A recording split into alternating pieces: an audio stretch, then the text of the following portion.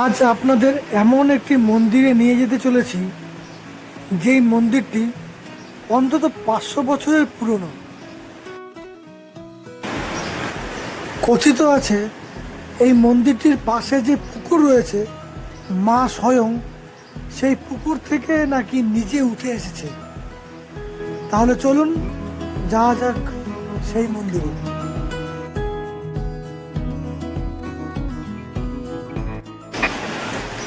এই মন্দিরটিতে আসতে গেলে আগে আপনাকে হরিপাল স্টেশনে আসতে হবে।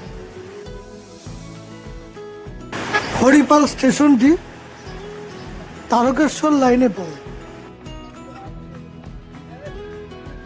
স্টেশন থেকে নেমে আপনারা বাসে বা ট্রেকারে করে আসতে পারেন।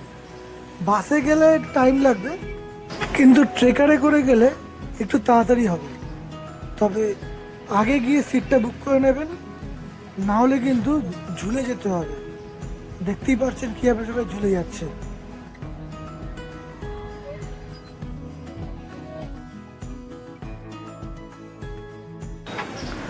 বন্ধুরা, এবার আমরা এসে পড়েছি সেই রাজবল্লভী মায়ের কাছে, যাকে লোকে শ্বেতকালী বলেও চেনে। এখানে এনার সাথে আপনি পরিচয় করে নেবেন, ইনি সব ঠিক করে দেবে। আর আমরা সেই পুকুরের দিকে যাচ্ছি যেই পুকুরে কথা আমি প্রথমে বলেছিলাম।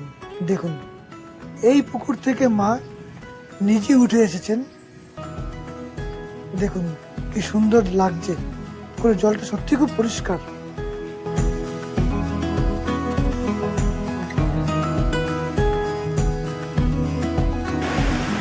বন্ধুরা, এই হলো মন্দিরটির ভিতরের পরিবেশ।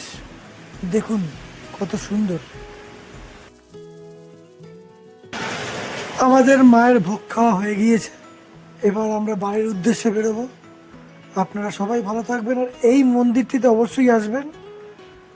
আর বেশি বেশি করে লাইক অ্যান্ড শেয়ার করবেন, আর অবশ্যই সাবস্ক্রাইব করতে ভুলবেন না। আর হরিপাল স্টেশন যাওয়ার জন্য আপনারা বাস পেয়ে যাবেন এই মন্দিরটির পাশ থেকেই।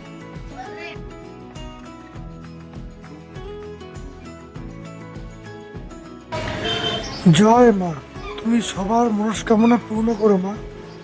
সবাই অনেক আশা নিয়ে আসে তোমার কাছে। বন্ধুরা, আজ এটুকুই।